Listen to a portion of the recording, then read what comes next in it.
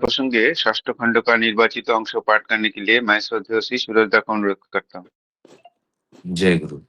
आलोचना प्रसंग षष्ठ खंड, डेट 13th December 1945, पेज 173-174। সিসি ঠাকুর প্রাতে ঘুম থেকে উঠে বাঁধের পাশে তাসুতে बिछानाয় বসে तामाक खाচ্ছেন। सीसी ठाकुर प्रातःकाल में नींद से उठकर बांध के बाजू में तासू के बिछाना पर बैठकर तंबाकू पी रहे हैं। এখনো সূর্যোদয় হয়নি, अभी भी सूर्योदय नहीं हुआ है।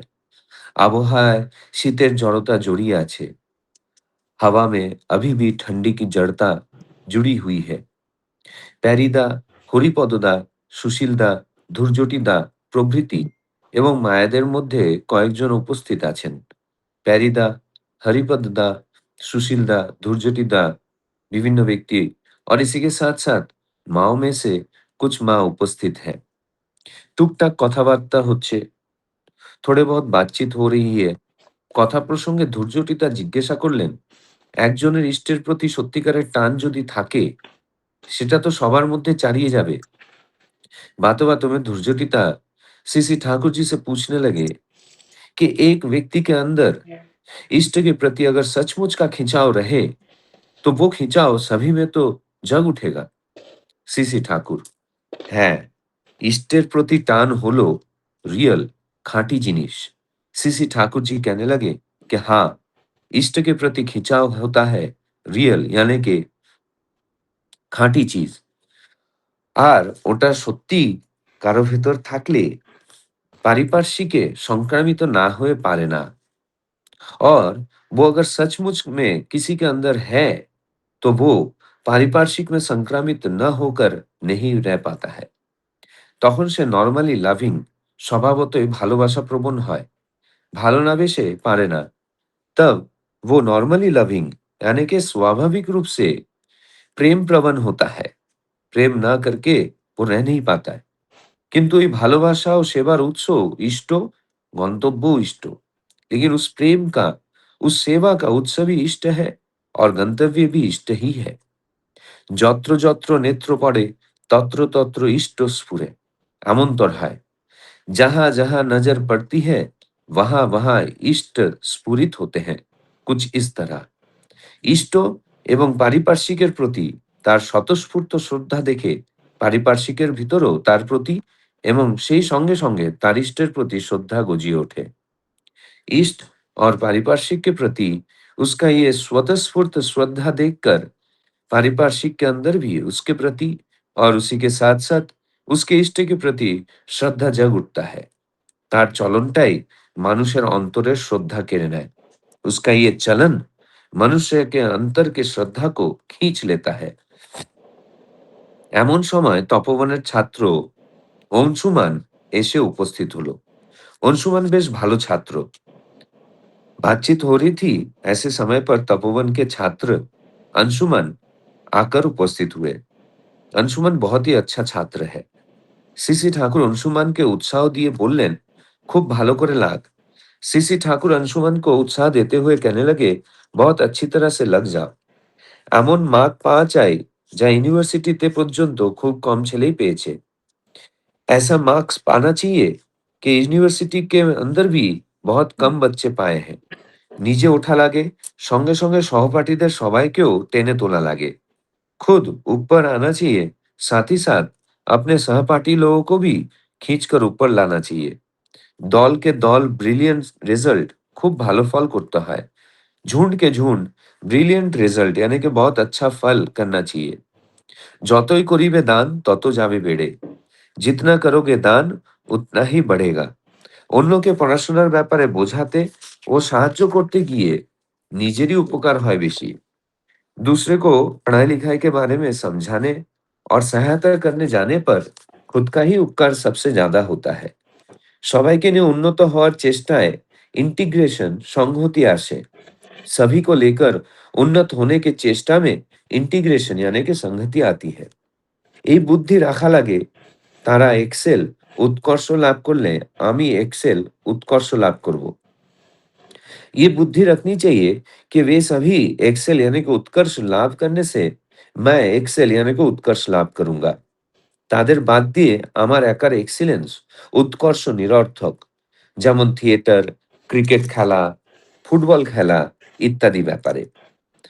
उन्हें छोड़कर मेरे अकेले का एक्सीलेंस यानी कि उत्कर्ष निरर्थक है, जैसे कि थिएटर, क्रिकेट खेलना, फुटबल खेलना इत्यादि बारे में। আর সকলকে নিয়ে যে কৃতিত্ব অর্জন করব, সে কৃতিত্ব সার্থক করে তুলব ইষ্টে। और सभी को लेकर जो कृतित्व मैं अर्जन करूंगा, वही कृतित्व स्वार्थक करूंगा ইষ্ট में। শুধু পড়াশোনার ব্যাপারে নয়, অন্য সব ব্যাপারেও এই কথাগুলি মনে রেখো। सिर्फ पढ़ाई लिखाई के बारे ही में ही नहीं, दूसरे बाकी सारे चीजों के बारे में भी यही बातें याद रखना। তাহলেই দেখবে নিজের অজান্তে কত বড় হয়ে গেছো। तो ही देख पाओगे कि अपने अनजाने में तुम कितने बड़े हो चुके हो। जय गुरु। जय गुरु। श्रद्धेय श्रोता, अभी बहुत सुंदर भाव से और बहुत स्पष्ट भाव से आलोचना प्रसंगों का निर्वाचित अंश पाठ किए हैं और उनको हिंदी में अनुवाद करके बताया है। उपस्थित सभी दादा माँ के तरफ से मैं श्रोता को बहुत बहुत धन्यवाद ज्ञापन करता हूँ। आज का जो विषय वस्तु है उसको मैं संक्षेप में बताता हूँ। इस प्रसंग में श्री ठाकुर जी बताते हैं कि यदि किसी व्यक्ति का भीतर अपने इष्ट के प्रति सच्चा और खरा आकर्षण हो तो अपने आप ही आसपास के लोगों में वो फैल जाता है। ऐसा व्यक्ति स्वभावतः प्रेममय और सेवाभावी हो जाता है। उनका प्रेम और सेवा दोनों का उत्सव और लक्ष्य इष्ट ही होता है। उनके आचरण और श्रद्धा को देखकर दूसरे के मन में भी तथा उनके इष्ट के प्रति भी सम्मान उत्पन्न होता है। दूसरे एक प्रसंग में श्री ठाकुर जी छात्रों को प्रेरित करते हुए कहते हैं कि स्वयं उत्कृष्ट बनने के साथ साथ दूसरों को भी आगे बढ़ाना चाहिए। सबको साथ लेकर चलने से ही सच्ची उन्नति और एकता आती है। अकेले की श्रेष्ठता निरर्थक है, समूह की सफलता ही सार्थकता है। दूसरे के सहायता करने से अपना ही अधिक विकास होता है। केवल पढ़ाई में ही नहीं, जीवन के हर क्षेत्र में इस भावना को अपनाने से व्यक्ति अनजाने में ही महान बन जाता है। ये है आज का विषय वस्तु।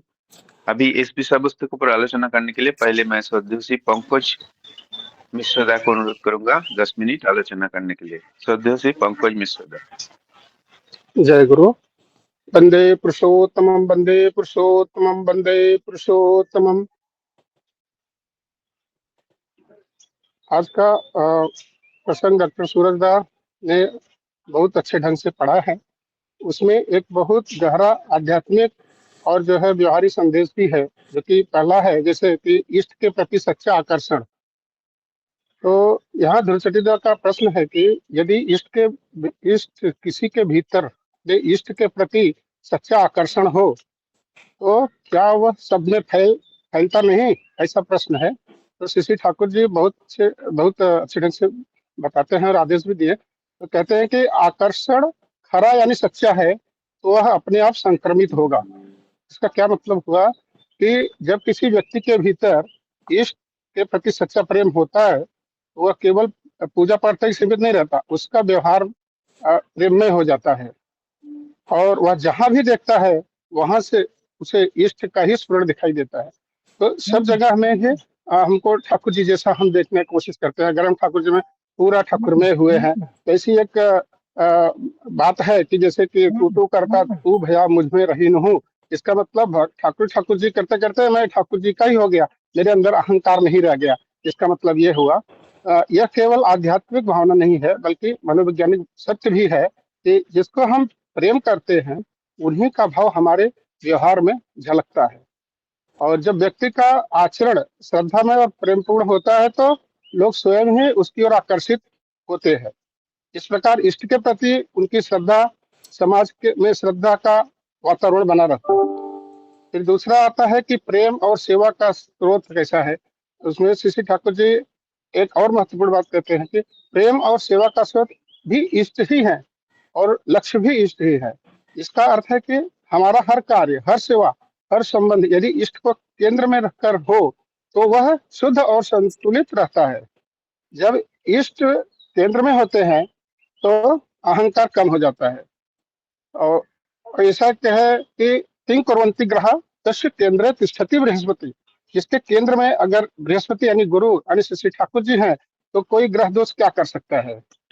तो शिक्षा और यहाँ पर बात आता है, तो इसका बात है कि शिक्षा और सामूहिक उन्नति का संदेश है। तो यह दूसरे प्रसंग में अंशुमन को ठाकुर जी जो है प्रेरणा दी गई है, ऐसा उनको जो है कि प्रोत्साहित करने वाला है ये। श्री ठाकुर जी कहते हैं, स्वयं उठो, मतलब एक्सेल, स्वयं उठो और साथ साथ सहपाठियों को भी ऊपर उठाओ। सत्यानुष्ठान में भी लिखा गया है कि दूसरे का मंगल करना ही अपने मंगल की प्रसूति है, यानी कर भला तो हो भला। यह बहुत बड़ा ही जीवन का सूत्र है। आज के कॉम्पिटिटिव वातावरण में लोग क्या सोचते हैं कि मैं आगे बढ़ जाऊं, बस इतना ही काफी है, दूसरों को क्यों सिखाओ, वो भी आगे बढ़ जाएंगे। तो ऐसी सोच रहती है जनरली, लेकिन ठाकुर जी इसके विपरीत बोलते हैं, ऐसा सोचना अच्छी बात नहीं है। और अकेले उत्कृष्ट होना निरर्थक है। अकेले आप बढ़ोगे तो समाज को लेकर नहीं बढ़ोगे, छात्र अपने समूह को लेकर नहीं बढ़ोगे, तो ये गलत है। जैसे क्रिकेट या फुटबॉल टीम में अच्छा खेले तभी जीत मिलती है, सबको मिलती है। तो यहाँ एक और बात महत्वपूर्ण है कि जितना दान करोगे उतना ही बढ़ेगा। तो यहाँ कैसा है कि तुलसीदास जी का भी एक प्रसंग आता है यहाँ पे, तुलसी पंछी के पिए घटे न सरिता नीर, दान किए धन न घटे जो सहाय रघुबीर। तो यहाँ जो भी दान किया जाता है, यहाँ धन से बात हुई है, लेकिन जब ठाकुर जी की कृपा रहेगी तो धन नहीं घटेगा दान करने से भी। लेकिन यहाँ पे जो विद्या धन है ये बहुत बड़ा है। विद्या रूपी जो धन है बांटने से हमेशा बढ़ता है, और ज्ञान बांटने से कम नहीं होता कभी भी, बल्कि दूसरों को समझाने से स्वयं की समझ और गहरी हो जाती है। तो इसमें एक संस्कृत में भी एक नीति है, श्लोक है, विद्या ददात विनयम विनयाद याति पात्रताम, पात्रत्वाम धर्माप्नोति धनात् धर्मम तथा सुखम। अर्थात इसका मतलब क्या है, विद्या विनय यानी नम्रता देती है, विनय से क्या आता है, हमको पात्रता आती है, फिर पात्रता से धन प्राप्त होता है, धन से धर्म होता है, और धर्म से ही सुख प्राप्त होता है। तो ठाकुर जी बहुत छोटे में बता दिए हैं कि बचना बढ़ना और बढ़ना यही धर्म है। तो यहाँ इतना बड़ा संस्कृत का पाठ पढ़ने का जरूरत भी नहीं है, हम छोटे में ही समझ सकते हैं। इससे हमारा जो संहति है, एकता और समर्पण, हम कैसे सरेंडर कर सकते हैं, ये भी बात आई है। श्री ठाकुर जी यहाँ पे बताते हैं कि सबको साथ लेकर चलने से संगति आती है, और जो सामूहिक उपलब्धि मिले उसे ही इष्ट में समर्पित करना चाहिए। यहाँ दो बातें हैं, सामूहिकता और समर्पण की बात आई है। यदि उपलब्धि अहंकार बढ़ाए तो वह बोझ बन जाती है, तो अहंकार नहीं बढ़ना चाहिए अपने अंदर। यदि वही उपलब्धि इष्ट में समर्पित हो, जो कुछ भी मैं कर रहा हूँ ठाकुर जी के लिए कर रहा हूँ, तो वह साधना बन जाती है, वही साधना है। तो बैठ के मतलब 2 घंटा 3 घंटा पूजा करने का कोई जरूरत नहीं है। तो यथा बोलते हैं ना कि उषा निशा मंत्र सदन चला फिर जब, यथा समय इष्ट निर्देश मूर्त करना ही तब। जैसा ही श्री आचार्य देव का हमको निर्देश आता है, उसको मूर्त हम करते हैं, तो वही हमारे लिए तपस्या हो जाती है। तो आज के जीवन में इससे हम कैसे प्रेरणा ले सकते हैं, आज के समय में हम इसे आदेश को कैसे लागू कर सकते हैं, जो ठाकुर जी का आदेश है। तो पहले तो परिवार में लागू करना, हमने खुद को सही होना, केवल स्वयं नहीं सबको साथ लेकर बढ़े। ये परिवार में कैसे लागू होता है, कार्य क्षेत्र में जहाँ हम काम करते हैं, ऑफिस में, टीम की सफलता को सबसे पहले प्राथमिकता देनी चाहिए। फिर शिक्षा के क्षेत्र में प्रतिस्पर्धा के साथ सहयोग रखें। अगर कंपटीशन है तो भी हमको सपोर्ट करना चाहिए, ऐसा नहीं लगे कि हमारा कंपटीटर है उसको सपोर्ट नहीं करना चाहिए। जो हम अभी साधना में स्पिरिचुअलिटी में कैसे करते हैं, तो इष्ट को हमेशा केंद्र में करके चलना चाहिए, हमेशा उनको दिमाग में उनका ही हमें चिंतन करते रहना चाहिए। ये हमारे लिए लागू होता है। जब यह प्रेम का केंद्र इष्ट को और प्रगति का आधार सामूहिकता हो, तब व्यक्ति अनजाने में ही बड़ा हो जाता है। ठाकुर जी यहाँ बोले हैं कि अनजाने में आपको पता भी नहीं चलेगा आप कैसे बड़े हो जाएंगे। तो इस पूरे प्रसंग का एक सारांश क्या है, सार क्या है, तो सच्चा इष्ट प्रेम व्यक्ति को प्रेम में बना देता है। अगर सच्चा इष्ट प्रेम है, खरा है, उसमें कोई फाकाबाजी नहीं है, तो वो प्रेम में बना देता है। तो प्रेम में आचरण समाज में क्या करता है, श्रद्धा फैला देता है। श्रद्धा, क्योंकि जब भी हम ठाकुर जी को मानेंगे, सबको ठाकुर जी जैसा ही मानेंगे, तो वहाँ श्रद्धा आएगा। फिर ज्ञान और उन्नति अकेले नहीं, साथ लेकर करनी चाहिए। यहाँ ठाकुर जी बोले हैं कि यहाँ तो बहुत सारे लोग बोलते हैं, नहीं भाई मैं अपना ही करूंगा, अपना ही देखूंगा, बाजू में क्या हो रहा है हमको मतलब नहीं है। तो साथ में लेकर करने के लिए यहाँ आदेश दिए हैं ठाकुर जी। और अंततः सबको इस चीज को समर्पित कर देना चाहिए जो भी हमारा है। तो हर व्यक्ति बाहरी रूप से नहीं बल्कि भीतर से बड़ा बनता है तब। तो बाहर से जो बात दिखावा है वो नहीं, अंदर से हमको धनी बनना चाहिए। तो तेरा तुझको अर्पण क्या लागे मेरा, तो ठाकुर जी का ही सब कुछ है, मैं आपको ही अर्पण कर रहा हूँ, मेरा कुछ भी नहीं है, ऐसी भावना। इतना ही बोलकर मैं अपनी वाणी को विराम देता हूँ। इतना मुझे समझना। जय गुरु। जय गुरु दादा। बहुत सुंदर भाव से श्रद्धेय श्री पंकज दा विषय वस्तु को आलोचना किए, दोनों टॉपिक को ही आलोचना किए हैं। और बहुत सुंदर-सुंदर संस्कृत श्लोक के ज़रिए विषय को व्याख्या किए हैं और बहुत सुंदर आलोचना रखे दादा ने। अभी मैं आलोचना करने के लिए श्रद्धेय श्री सूरज दा को अनुरोध करूँगा 10 मिनट आलोचना करने के लिए। श्रद्धेय श्री सूरज दा। जय गुरु। आज दोनों प्रश्न के बारे में आलोचना किया। यहाँ पे मैं 2-3 मेरा खुद का एक्सपीरियंस बताऊँगा और कोशिश करूँगा कि इस बात को मैं समझा पाऊँ या फिर आलोचना कर पाऊँ। तो ठाकुर जी के प्रति जब एक आकर्षण, एक खिंचाव जब होता है, तो वही ठाकुर जी बोले वही रियल है। इसका मतलब ये हमें बहुत गहराई में सोचना बहुत ज़रूरी है। कि उनका कहना ये है कि देखिए जब हम परेशान होते हैं, हम जब तकलीफ में आते हैं या भाराक्रांत हो उठते हैं, तो हम सबसे आखिर में किसके पास जाते हैं? मैं आखिर में बोल रहा हूँ, क्योंकि पहले हम कोशिश करते हैं खुद से उस तकलीफ को या फिर उस बाधा को, विपत्तियों को हम सामना करने की कोशिश करते हैं। लेकिन जब हम हार जाते हैं या फिर हमसे नहीं हो पाता है, तो हम किसके पास जाते हैं या किसको स्मरण करते हैं? वो है हमारे आराध्य, हमारे इष्ट। तो सब कुछ हो जाने के बाद अंत में जब जिसके पास हम जाते हैं, वही मेरे लिए जीवन में असली है। क्योंकि हमें ये पता है कि हमें किसी से भी दुःख दर्द मिल सकता है, जितने भी हमारे रिलेशनशिप हैं, उसमें हम कहीं न कहीं हम किसी न किसी से दुःख पाते हैं या किसी को दुःख देते हैं। लेकिन हमारे इष्ट एक ऐसे हैं जो हमें कभी दुःख नहीं देते हैं। वो हमेशा हमारे ऊपर दयाशील रहते हैं। वो हमेशा हमारे ऊपर कृपा दृष्टि बनाए रखते हैं। हम भले ही उनको इतना अपना नहीं मान पाते हैं कभी-कभी, लेकिन वो हमेशा मुझे अपना मानकर ही चलते हैं। इसीलिए इष्ट के प्रति जो खिंचाव है, ठाकुर जी बोल रहे हैं वो असली चीज़ है। और ये खिंचाव या तो आकर्षण अगर किसी के अंदर है, तो वो आस-पड़ोस में भी संक्रमित होगा ही, क्योंकि तब मेरा नेचर ही वैसा बन जाएगा। कहते हैं ना कि मैं जिसको सत्संग में कल एक वाणी जो मैं पढ़ा था कि हम जिस तरह जिस आदर्श को फ़ॉलो करेंगे, मेरा जीवन और मेरा सोच समझ भी उसी आदर्श की तरह ही बन उठेगा। तो मैं अगर मेरे इष्ट को प्रेम करता हूँ, जो मूर्त प्रेम के प्रतीक हैं, ठाकुर जी को सिर्फ प्रेम का प्रतीक नहीं बोला है, मूर्त प्रेम के प्रतीक बोले हैं। एक्टिवली लविंग, सिर्फ लविंग नहीं, एक्टिवली लविंग, मतलब उस प्रेम में कुछ कर्म है।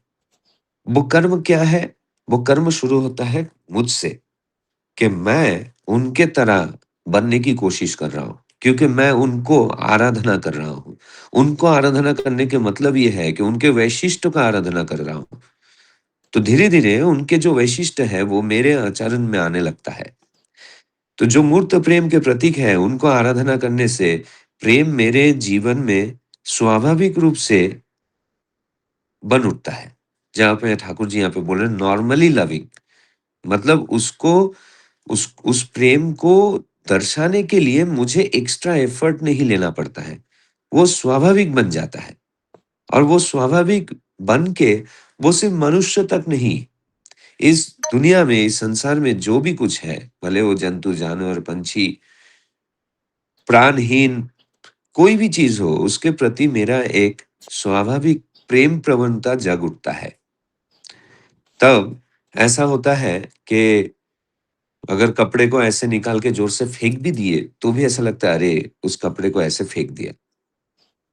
तो वो हर एक चीज़ में प्रेम को महसूस कर पाता है।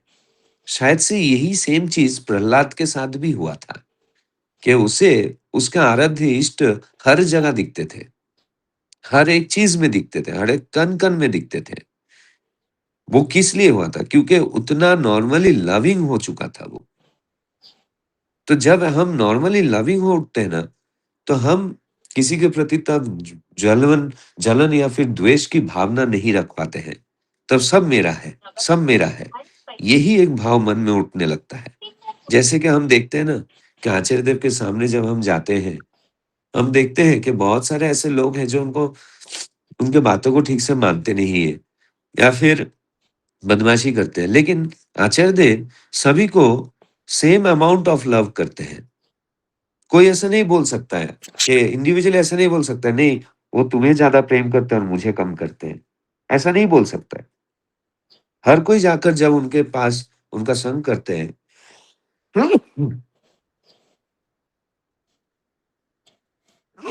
माफ़ कीजिएगा। जब उनके पास जाके संग करते हैं, तो वापस आने के बाद ऐसा नहीं कोई कहता है कि अरे तुम्हें ज़्यादा प्रेम किया आचार्य देव ने, मुझे कम किया। नहीं, सब एक ही बात कहते हैं। वो कितने प्रेम से मुझसे बात किए, वो कितने प्रेम से मुझे देखे। मतलब उनका प्रेम हर किसी के प्रति समान है।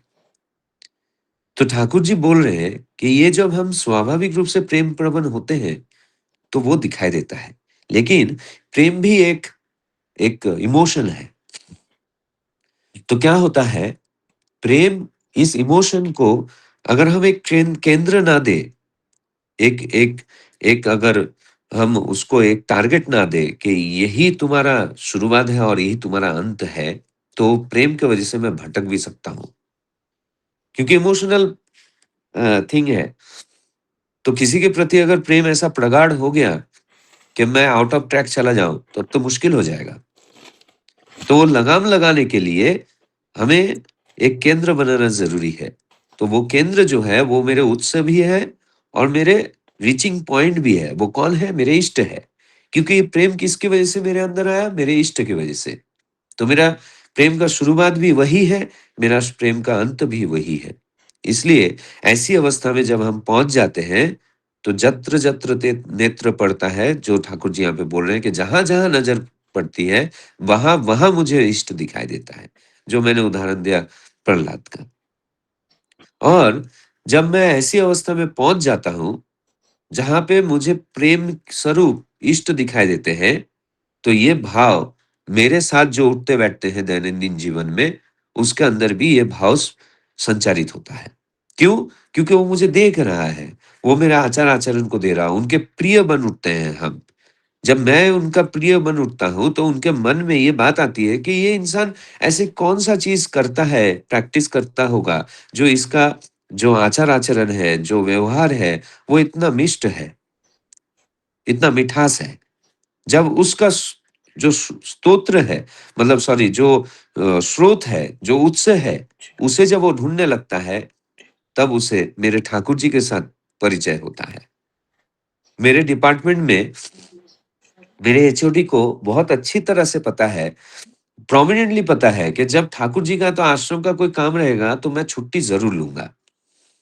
ये उनको पता है। तो ये देख देख के जब मुझे सिपाहीदा आए थे, ये देख देख के मैंने ऐसे ही बोला कि मैं 4-5 दिन के लिए छुट्टी लूंगा, क्योंकि मेरे गुरु परिवार से आने वाले हैं। तो ये काफी दिन से हो रहा था। तो उन्होंने एक दिन कहा कि मुझे भी देखना है कि वो कौन है ऐसा इंसान जिसके लिए तुम इतना पागल हो जाते हो या फिर तुम छुट्टी ले लेते हो। बोला हाँ चलिए कोई बात नहीं। बोले नहीं, मैंने तो दीक्षा नहीं लिया, लेकिन मैं जाके देख सकता हूँ। तो उन्होंने कहा कि मैंने कहा कि हाँ क्यों नहीं, वो तो सबके हैं। आप मानेंगे नहीं, पहला दिन जब भी मैंने छुट्टी लिया था, तो कॉलेज से ही जाना था मुझे, क्योंकि पूजन शिपादा थोड़ा लेट आ रहे थे दोपहर के बाद। वो मेरे साथ स्कूटी में करके कल्याण से बदलापुर तक आए, पूजन शिपादा को दर्शन करने के लिए। वो दर्शन किए, पूजन शिपादा बहुत खुश हुए। मैं बोला, तो बोलता है, "ए, इनको याजन करके ये मत बोलना कि दीक्षा लो, उसका जब समय होगा वो लेगा।" तो ये जो बात है, ये प्रैक्टिकल एक अनुभूति है मेरा, जो जब हम ठाकुर जी का तोप्रद भाव से प्रेम करते हैं, तो उस प्रेम के उत्सव को देखने के लिए लोग लालायित होता है। तो अब ऐसा हो गया है, जभी भी उन्हें पता चलता है कि कुछ सत्संग है या फिर भंडारा है या फिर किसी के घर पे सत्संग है या तो मेरे घर पे सत्संग है, वो अजाजित रूप से पॉकेट से पैसे निकाल के अर्घ देते हैं। वो यूनिट भी देते हैं, आप सोचिए। वो यूनिट भी देते हैं, दीक्षित नहीं लेकिन यूनिट देते हैं। तो ये जो श्रद्धा है, ये वैसे जग उठता है। और आखिर में अभी मेरे पास 2 मिनट और है, मैं बोल के खत्म करूंगा। अंशुमन को जो ठाकुर जी प्रेरणा दे रहे हैं, जो एडवाइस दे रहे हैं, ये मेरे जीवन में हुआ है। मैंने इस चीज को प्रैक्टिकली किया है। मेरे मेरे मन में टीचर बनने का जो प्रेरणा है, ये मुझे मैं जब फर्स्ट ईयर में था तभी मुझे ये प्रेरणा मिली थी। उसका कारण ये था, मैं कभी भी बहुत अच्छा स्टूडेंट नहीं हुआ करता था, एकदम बिलो एवरेज स्टूडेंट हुआ करता था। मेरा 10th में 42% मार्क्स आया था, जस्ट पास हुआ था मैं। लेकिन जीवन में ऐसा कुछ हुआ, ठाकुर जी को पकड़ा था, जीवन में ऐसा कुछ हुआ जो मेरे जीवन को परिवर्तन कर दिया। और 12th स्टैंडर्ड में 2 डिस्ट्रिक्ट में मैं फर्स्ट रैंक लेके आया कॉमर्स में। तो ख्याति हो गई कि अरे 2 डिस्ट्रिक्ट में फर्स्ट आया। तो 11-12 के बच्चे जो है ना, वो आके मुझसे बात करते थे, बोले मुझे पढ़ाओगे? बोला हाँ, ठीक है पढ़ाऊँगा। लेकिन पैसा वगैरह मैं कुछ लेता नहीं था। तो आते थे वो लोग और शाम को पढ़ाई करके जाते थे। धीरे-धीरे बहुत लोग बच्चे आने लगे, मतलब 20-25 बच्चे आते थे, बैठते थे, पढ़ाई करते थे अकाउंट्स। वहाँ से मुझे प्रेरणा मिली, वहाँ से मुझे वो सुख मिला कि किसी को सिखाने का, किसी को पढ़ाने का जो खुशी है, किसी को सिखाकर उसका रिज़ल्ट अच्छा करने में, उसके जीवन में कुछ कंट्रीब्यूट करने में जो मज़ा है, वो और किसी चीज़ में नहीं। मुझे वहाँ से प्रेरणा मिली। तो हमारे साथ जब भी मैं ग्रेजुएशन में पढ़ रहा था, तो हमारे साथ मुझे अगर नाम मैं गलत नहीं बोल रहा हूँ, तो विकास करके एक लड़का था, बहुत गरीब था, बहुत गरीब मतलब उसका ट्यूशन मतलब कॉलेज का फीस भी कभी-कभी हम सब इकट्ठा करके उसे देते थे, बहुत गरीब था। तो जब फाइनल ईयर आया, तो फाइनल ईयर में मैंने बोला कि हम सब मिलके ग्रुप स्टडी करेंगे, ताकि हमारा सबका रिज़ल्ट अच्छे से हो। तो जो भी हम लोग 12-13 जन थे, वो हम सब मेरे घर पे इकट्ठा होकर हम शाम को पढ़ाई करते थे। पुराने क्वेश्चन पेपर सॉल्व करते थे या तो फिर जो चीज़ें मान लीजिए कि किसी को आ नहीं रहा है तो उसको हम समझाते थे। तो एक-दूसरे का परिपूरक बन के हम पढ़ाई करते थे। वो लड़का कुछ दिन आने के बाद आना छोड़ दिया। तो 4-5 दिन बाद उसको मैंने पूछा कि भाई तुम क्यों नहीं आते हो? बोलते नहीं मुझे घर में थोड़ा पैसे की ज़रूरत है तो मैं एक काम पकड़ा है, तो काम करना है इसलिए मैं नहीं आ पाऊँगा। ठीक है, तो तुम नहीं आ पाओगे तो मैं आ जाऊँगा। तो उसको उसके घर पे जाके हम दोनों प्रैक्टिस करते थे, जभी भी मौका मिलता था। तो धीरे-धीरे फिर उसको समझ में आया कि नहीं ये इन लोग जितना कोशिश कर रहे हैं तो मुझे भी थोड़ा कोशिश करना चाहिए। तो फिर वो काफ़ी 1 डेढ़ महीना बाद फिर से आना शुरू किया और वो उसको अकाउंट्स अच्छे से नहीं आता था, तो उसको अच्छे से हमने सिखाने की कोशिश की। जब रिज़ल्ट आया, तो वो बहुत अच्छी तरह से पास हो चुका और उसको इस बात की उम्मीद भी नहीं थी। और आज के डेट में जब मैं गाँव गया था मुंबई शिफ्ट होने के बाद जब 2002 में मुंबई शिफ्ट हुआ, 2005 या 6 में शायद से मैं एक बार गया था। जाने के बाद मैंने देखा कि उसने खुद ने कोचिंग क्लास खोला है। कोचिंग क्लास खोल के वो अपना इनकम जो है वो कर रहा है। वो देखकर मन को इतनी प्रसन्नता हुई कि एक लड़का जो पढ़ाई को छोड़कर पैसे की ज़रूरत में वो बाहर जाके काम करता था, आज वो खुद एक कोचिंग क्लास खोलकर वो बच्चों को पढ़ाकर अपना पेट का पूर्ति भी कर रहा है और शिक्षा का दान भी कर रहा है।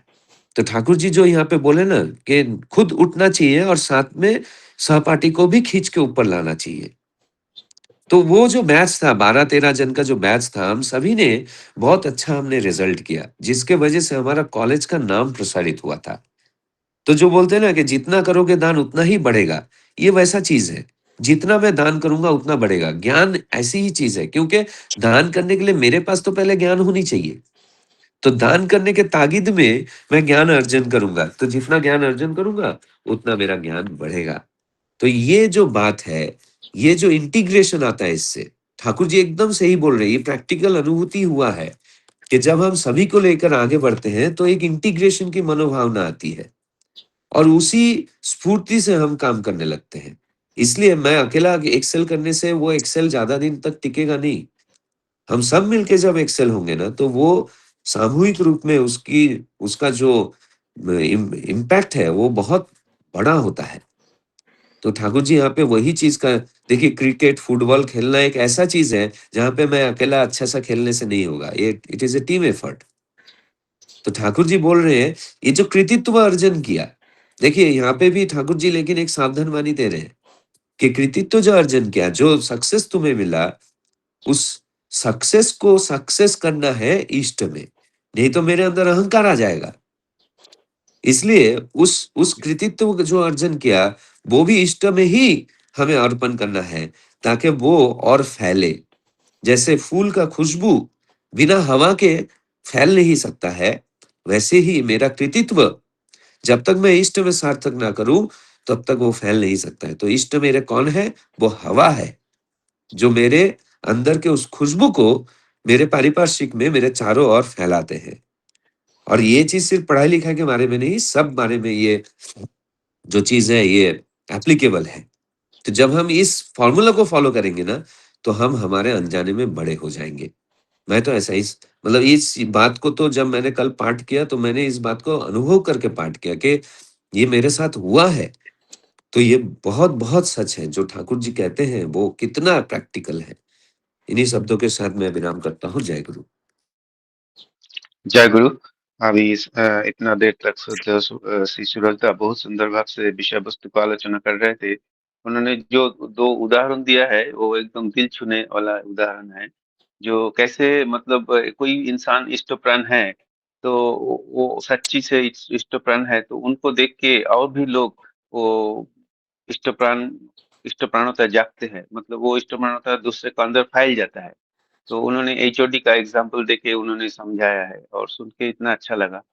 और दूसरा जो बोले है कि मतलब दूसरे स्टूडेंट तो अपने सहपाठी को उतने हेल्प करने से वो सहपाठी आगे बढ़ गया है, और अकेला एक्सेल करने से वो निरर्थक है। इसीलिए सबको लेके चलना और एकत्रित एकता बनाए रखना और दूसरे को हेल्प करना, ये बहुत अच्छा बात है, ठाकुर जी बताया है और दादा ने एग्जाम्पल देके बहुत सुंदर भाव से आलोचना की है। अभी मैं आलोचना करने के लिए श्रद्धेय श्री शशिकांत दादा को अनुरोध करूंगा। इष्ट का ऊपर टान रहने से कैसे वो दूसरे का अंदर पारिपार्श्विक का अंदर संक्रामित होते हैं, इसका विषय में थोड़ा आलोकपात करें। जय गुरु दादा। जय गुरु। वंदे पुरुषोत्तम, वंदे पुरुषोत्तम, वंदे पुरुषोत्तम। आज का विषय वस्तु डॉक्टर सूरजदा अभी तो बहुत सुंदर भाव से पढ़े और आलोचना भी किए, खुद का वास्तव अनुभव से वो बोलते हैं। और यही हमारा प्रयास है। ये जो प्लेटफॉर्म है, ये प्लेटफॉर्म में हम लोग हमारा जीवन को कितना उनके साथ मिला के बात कर पाते हैं, ये मुख्य उद्देश्य है। सो दैट हमारा ग्रोथ व उनके प्रति प्रेम सृष्टि हो। तो पंकज दा भी बहुत सुंदर रूप से आलोचना रखे।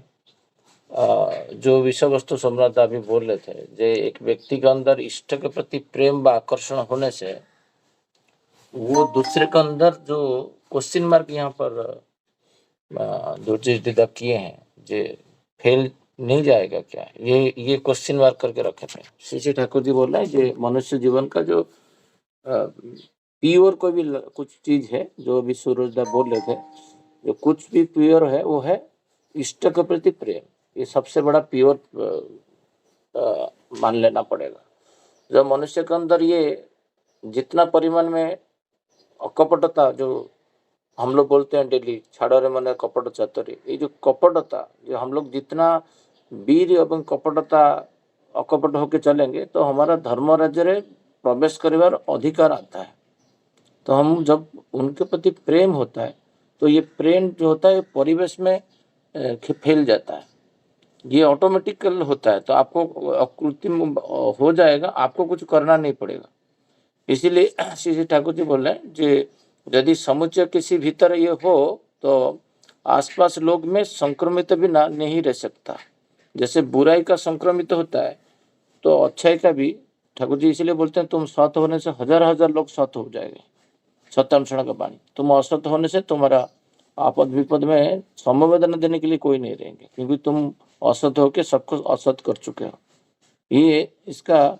और श्री ठाकुर जी बोलते हैं, ये जो प्रेम है, जो नॉर्मल लविंग है, स्वाभाविक जो चीज है, ये जिसके अंदर जागता है, तो भक्त का जो लक्षण होता है, जे उसके अंदर सेवा एवं सबको प्रेम करने का जो लिबिडो उसके अंदर क्रिएट होता है।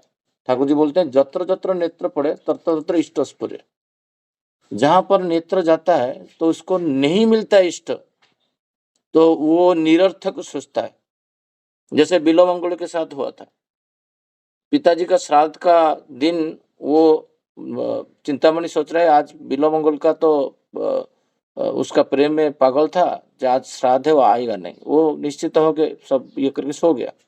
बट इसके अंदर इतना जो ठाकुर जी बोलते हैं जो डैमेज लिबिडो है, वो एक नौका नहीं था, एक इसको ऊपर एक शव के ऊपर बैठ के जा रहा है, उसको पता भी नहीं चल रहा, और वो सबको उठा के रखता है कि नौका चला जाएगा।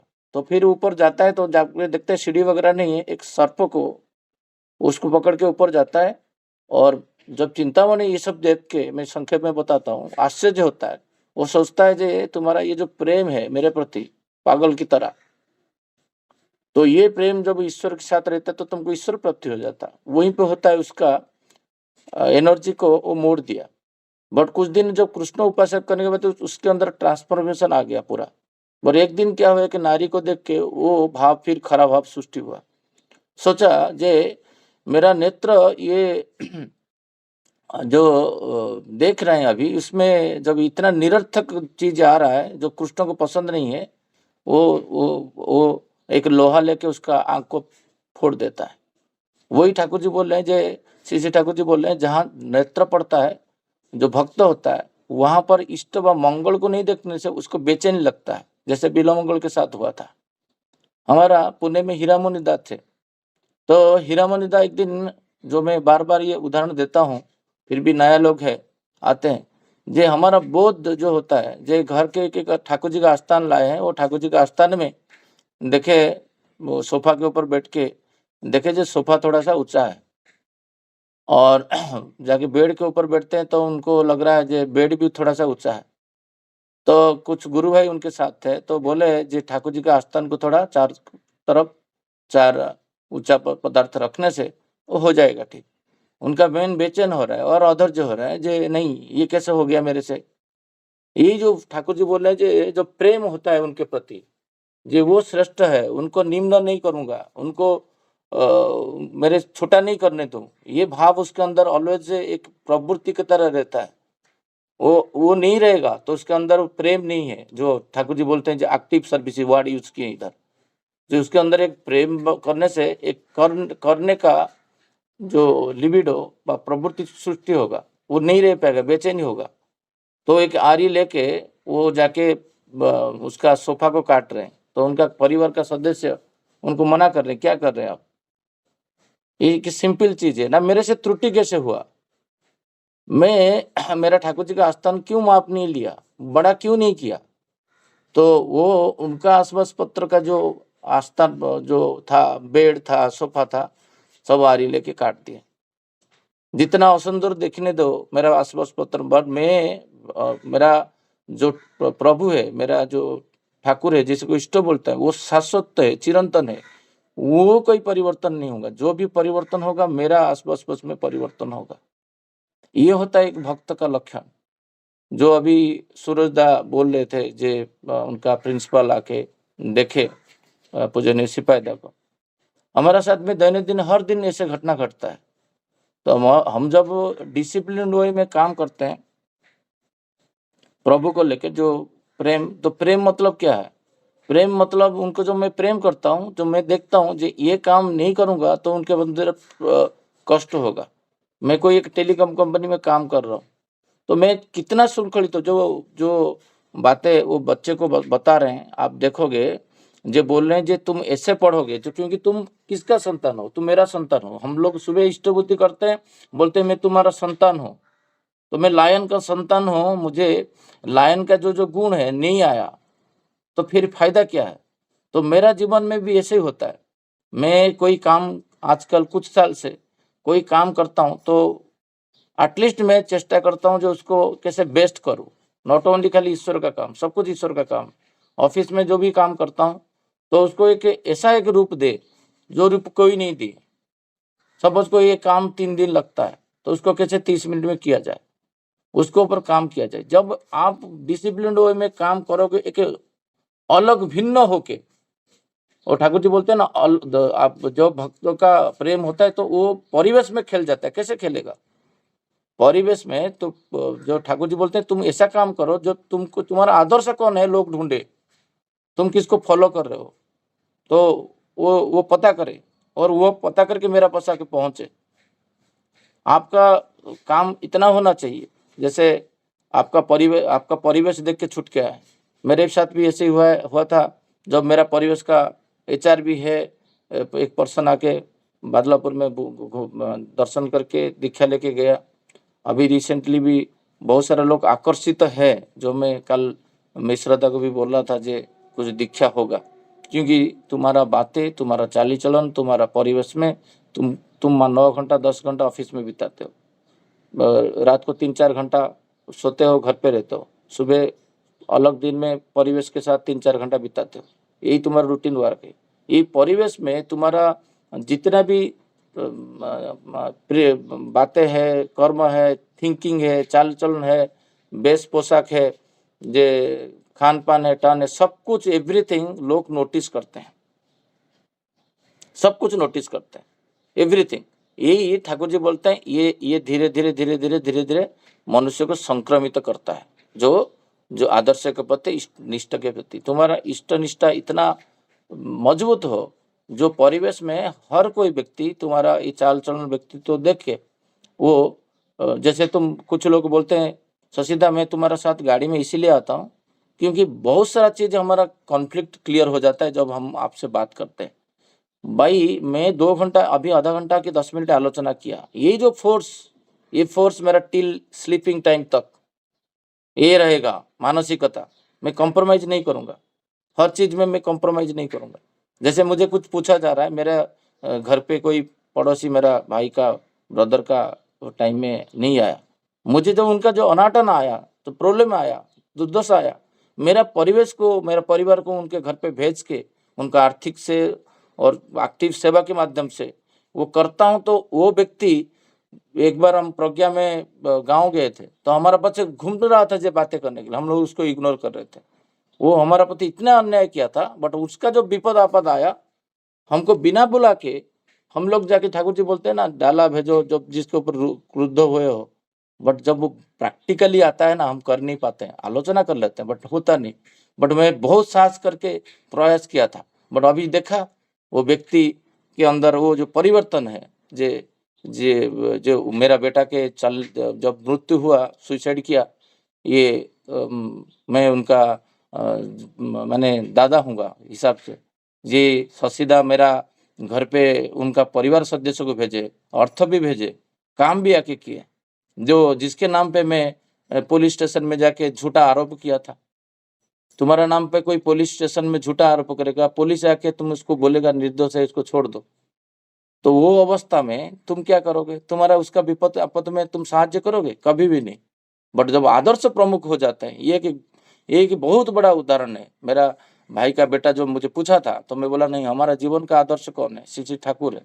तो श्री श्री ठाकुर को हम प्रमुख करेंगे, जो ठाकुर जी को अच्छा लगेगा वही करेंगे। बट वो जा ही नहीं रहा था, मैं जबरदस्ती उसको भेजा। अभी वो बहुत गर्व अनुभव कर रहा है। वो सब परिवार उनका जब विवाह का एंगेजमेंट हो रहा था तब आए। मतलब शत्रु को भी मित्रों में परिवर्तन करने का शक्ति है कि भक्त का जो प्रेम है, इष्ट है, उस पूरित कर देता है परिवेश में। तो सेकेंड टॉपिक को मैं आलोचना नहीं कर रहा हूँ, क्योंकि सोमनाथ दा बोले थे इसके ऊपर आलोचना करने के लिए, समय सीमित है। मैं मेरा बातों को यहाँ पर विराम देता हूँ। सबको जय गुरु। जय गुरु दादा। अभी श्रद्धेय शशिदा आलोचना कर रहे थे कि एक व्यक्ति इष्टप्राण है, तो वो उसका इष्टप्राणता कैसे दूसरे का अंदर फैल जाता है। बहुत सुंदर उदाहरण देके दादा ने ये विषय वस्तु को आलोचना की है। बहुत अच्छा लग रहा था सुनने के लिए। आज का आलोचना प्रसंग को यही समाप्त करते हैं और सभी दादाओं को जय गुरु।